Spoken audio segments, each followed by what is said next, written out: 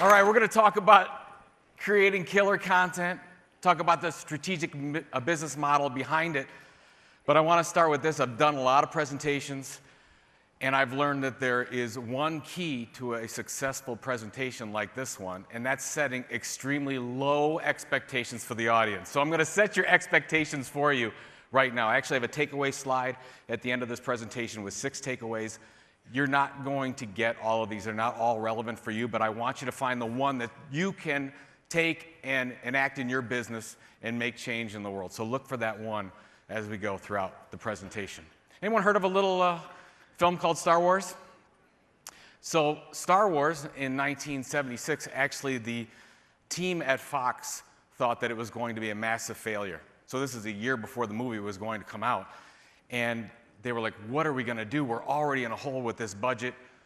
And we owe this gentleman, Mr. George Lucas, $1 million. We're already in a hole with the budget. What are we going to do? We don't want to pay him the $1 million. They go to George Lucas and they say, George, can we work something out about this $1 million? And he said, yeah, why don't you give me full merchandising rights and you don't have to pay me anything? And the folks at Fox said, oh my God, this guy's an idiot. He wants merchandising rights to a flop. This is the greatest deal we've ever made. We just saved $1 million because the folks at Fox knew that you only made money on films through ticket sales, through the box office, right? That's how the movie business was run. Well, from 1977 to 2015, Star Wars did pretty well. $5 billion in ticket sales. This is how Mr. Lucas became a billionaire. $12 billion in merchandising sales over that time. And I want to set this up by asking you, what if you thought about this, what George Lucas did with your marketing, with your content creation? Because a lot of you are creating content, but I don't know if you have the business model behind it. So we look at these wonderful brands up here. You think, oh yeah, they're all product brands. But they're all media companies, media brands that are generating significant revenue from the content that they create.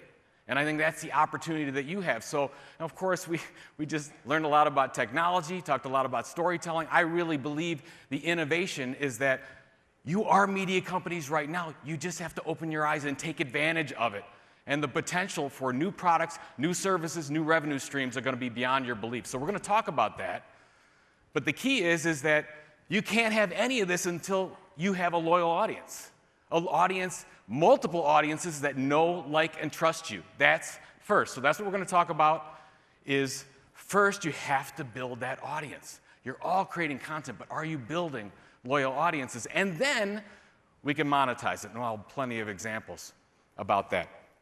So in 2014, we did a ton of research. We found hundreds of companies out there that were doing this form of content marketing. They were really successful with building audiences. They were driving new revenues like we've never seen before.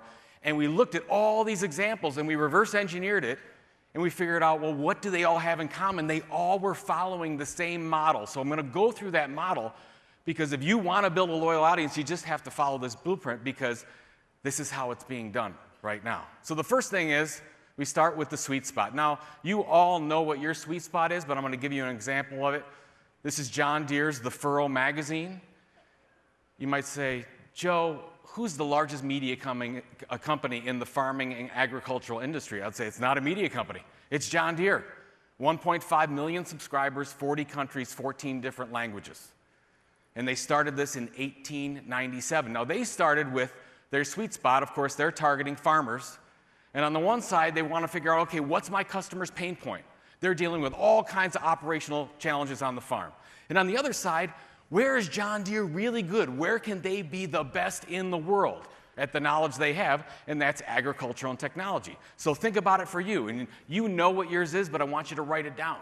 What are you really great at from a knowledge standpoint? And what are your pain points of the audience you're trying to focus on? So you start with the sweet spot. But this is where everyone falls down. Is the second part. Because most companies, they start creating content off of their sweet spot. It's not good enough. You have to figure out what your content tilt is. Let me give you an example. This is Anne Reardon. Anne Reardon is known as the baking queen of Sydney, Australia. In 2011, she was a stay-at-home mom. She wanted to start a baking blog and do some videos. You can see in In January 2012, she was thrilled. She's like, I can't believe it. I have 100 subscribers to my YouTube channel. Now she's at 3.5 million. She's a superstar all around the world now when it comes to baking. Here's her content brand, how to cook that. But everyone stops at this sweet spot, and you have to find an area of little to no competition that you can actually break through all that content clutter and differentiate your message. Most of you are creating the same content as everyone else, and it's not good enough. So what did Ann do? She said, how do I take a 5-pound cake and make it into a Snickers bar? Does that look good? I'm going to jump on that with a spoon right now. And she said, okay, how to make a perfect replica of the old Instagram logo. This one went super viral. She had like 2 million views in a couple months. But she had her sweet spot. What was different was the content tilt. She focused on impossible food creations. So when you think about what is your content tilt, a great way to do it is, well, let's, as a team, figure out what our content marketing mission statement is. And let's just stop for a second, and I would like to read this one for you from great people at ExxonMobil, but this is really important. ExxonMobil is committed to being the world's premier petroleum and petrochemical company. To that end, we must continuously achieve superior financial and operating results while simultaneously adhering to high ethical standards. I don't know about you, but I want to run through a wall for Exxon. It's exciting, isn't it? This is most of our mission statements. And you can't create content that's worth anything from this. So this is Indium Corporation. They manufacture industrial soldering equipment. And if you think that you have boring things to create content about, here's Indium. You can never be as boring as these folks. But their engineers love it. They have 21 engineers creating content on about 70 different sub-blogs, all about answering industrial soldering questions. They started with their content mission statement, helping engineers answer the most challenging industrial soldering questions. We're talking to one audience, engineers. We're not talking to plant managers. We're not talking to CFOs, just engineers. What are we trying to do? Answer the most challenging industrial soldering questions, not ball bearings, not siding, just that. They can be the world's leading expert in that. So what about you? What can you be the world's leading expert in? So let's break this down. I'm going to use a site called Digital Photography School. There's actually 3 parts to creating your mission statement with your team. You go to their About Us page. It's Welcome to DPS, a website with simple tips to help digital camera owners get the most out of their cameras. So there's 3 parts. One is the core. First is the core target audience, digital camera owners. What are we going to deliver? Simple tips. Most important, what is the outcome for the audience? Helping them get the most out of their cameras. I love this because it's not rocket science. It's so easy. But nobody does this. If you're in media, the first thing you do is you create an editorial mission statement. On the corporate side, we never do this. So get with your team and figure out what is your core mission statement that all your content will come from. Now, we haven't created any content yet. None at all. We're just building the strategy. Now we're going to start figuring out, how do we build the base? How do we start creating our content? Now, before 1990, there were only 8 ways that we could communicate with our customers, and I'm sure many of you are looking at fax marketing. Were those exciting days? Here's what's sad. A lot of you are still doing it. Now go to 2018. There are thousands of ways we can communicate with customers. Unfortunately, we've taken that like we have to be on all these channels, and we're failing ourselves and we're failing our customers. And when we looked at all these successful companies that were doing content marketing the right way, this is what they were doing. They weren't creating their content on every channel. They were figuring out, okay, what's my one main content type? Is it audio? Is it video? Is it textual plus image? One main platform. Is it my blog or website? Is it YouTube? Is it a print magazine? And then I'm going to consistently deliver. If I have an e-newsletter, I'm sending it out at the same time every week like clockwork. Magazine every month, whatever it is, consistent delivery, and then long period of time. If you said, Joe, I like this content marketing stuff, what can I expect in 6 months? I would tell you nothing. You should expect nothing in 6 months. It takes about 12 to 18 months to build an asset like this and get traction. So you have to be patient and make this work. Here's an example. Think Money Magazine from TD Ameritrade started this magazine about 6 years ago. They send it out every other month. It goes to active traders. It's done some amazing work for them, but it's textual plus image content, print magazine, delivered consistently over time. It's really, really simple. They don't have to do everything. Then we want to harvest the audience, right? We're all about building an audience. We've got to go find that audience and get that audience. Let's talk about social media. I know a lot of social media being talked about at this conference. So let's look at Wells Fargo's Facebook page. So Wells Fargo has well over 1 million people that like this page. If you're the social media manager here and you want to do an update here on your Facebook page and you want to reach those 1 million, so let's say you go over, you type that in, click send, how many of those as a percentage of those 1 million people are actually going to see it? 3 to 5%? Way less than 1%. And your expectations should be 0. Because whose audience is that? It's not Wells Fargo's, it's Facebook's. So we have built Facebook for them. And it's fine. Facebook is a wonderful business model, one of the most profitable companies in the world. But we don't have to do their business model for them. We have our own to worry about. Let's look, we heard from Google today. Here's Capital One's Google Plus page. Folks, Google doesn't even know what they're doing with Google Plus. True statement. And I love Google, but they don't know. So why are we putting our business model in their hands? I want you to focus on, believe it or not, email. Subscribers, that's what we have right now to work with, but most of us are doing email very, very poorly. So here's my very sophisticated yay-boo scale for subscriber hierarchy. Now, all these things are good. Everything on this list is wonderful. I want YouTube subscribers, I want iTunes subscribers, but I want to move them up the chain where I have some control. Because at the bottom of this, you have no control. You build your YouTube page, you get a lot of people subscribing to it, and tomorrow YouTube's going to change their rules and it's gone. And I don't want that to happen to you. But you're going to say, Joe, come on, are you kidding me? Email so yesterday. That's not going to work. Let's look at BuzzFeed. Became one of the fastest growing media companies of their time. And then what happened in 2014? Facebook changed their algorithm. All of BuzzFeed's audience was on Facebook, and Facebook said, well, you're going to have to pay for that now. And they're like, oh my God, what do we do? So the executives of BuzzFeed got together and said, we got to focus on email. And they set a goal for millions, I think 1 million in 2014 subscribers, and grow that subscriber growth. So they started e-newsletters like a dog a day. You can get a cat a day. Depending on how you roll, you can get Channing Tatum or Brad Pitt in your email inbox for a dude a day, whatever floats your boat. It's all good. But it really worked well. These were great. Well, some of you have that one, so tell me what you think of it. I haven't subscribed as of yet.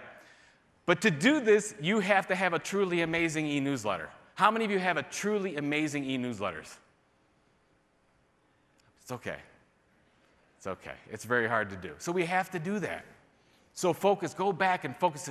Is our email newsletter truly amazing? Then we can diversify. Then you can create content on all those other platforms. Look at what Sony did with Alpha Universe. They said, okay, first they're going to start with their blog, textual plus image content. Then we're going to diversify into podcasts. Then we're going to diversify and create our in-person sessions that they did at different independent photography shops. And then they launched their training program. And this all drives significant camera sales for Sony. And now, that's how you build the audience, and now we can monetize it. So we have to have that loyal audience first. So you have to do all the things up to this point. You can't just say, I want to make money off of my content right away. This is the future right now. This is Arrow Electronics. Arrow Electronics is Fortune 119 company, $24 billion a year company. They sell electronics components to B2B. They also own and run every one of these media brands. They are the largest media company in the electronics space. And by the way, they make money with every one of these. They sell advertising, subscriptions, content services. Oh, by the way, it's a great marketing tool. They sell lots of products and services from it. But independently, they're making money off of this program. So most of you are creating content, and you're driving product sales and service sales, and that's fine.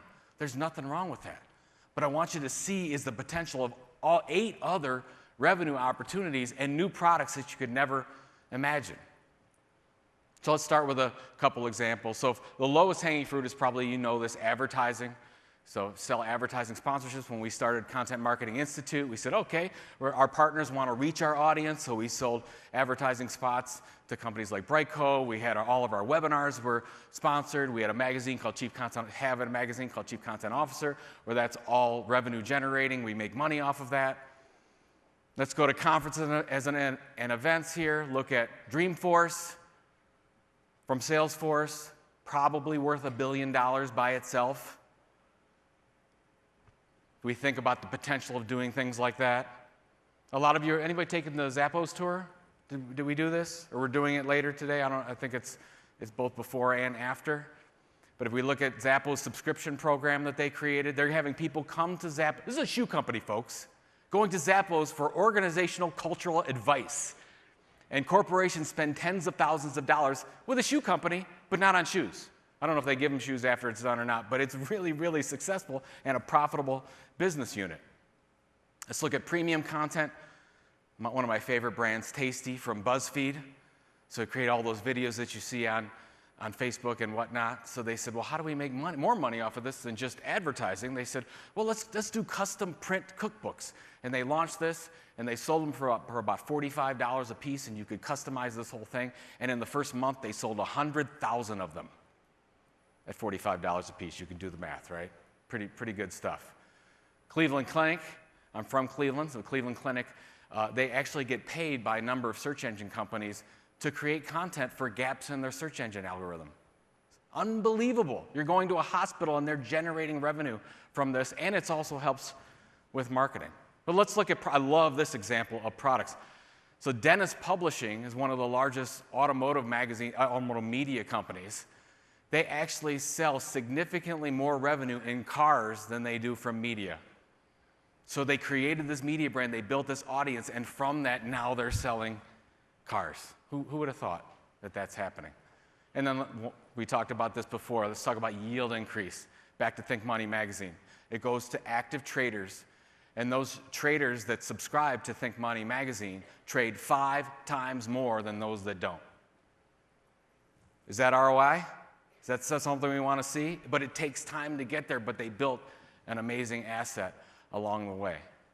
So I want you to think about, as you think about the business model behind content creation, not just creating killer content, but are you truly delivering value? Are you building an audience, and you don't have to go to anyone to ask for money again? A lot of the companies that are doing this, they don't have to worry about budget because they're creating their own budget and product offshoots from this, and at the same time, they're marketing better than they ever have before. So as I promised you, here's my takeaways. Number one, so important, find a niche where you can actually be the leading expert in the world. Don't take that lightly. You can do it. It takes some work, but you can absolutely do this. Focus on one content type, one platform, deliver consistently over time. Don't build your house on rented land. Be careful social media. Build an audience of loyal subscribers that actually want to receive your marketing. Then you diversify, and then you can create these new revenue streams. All right. Did you get at least one thing? Thank you very much. Appreciate your time.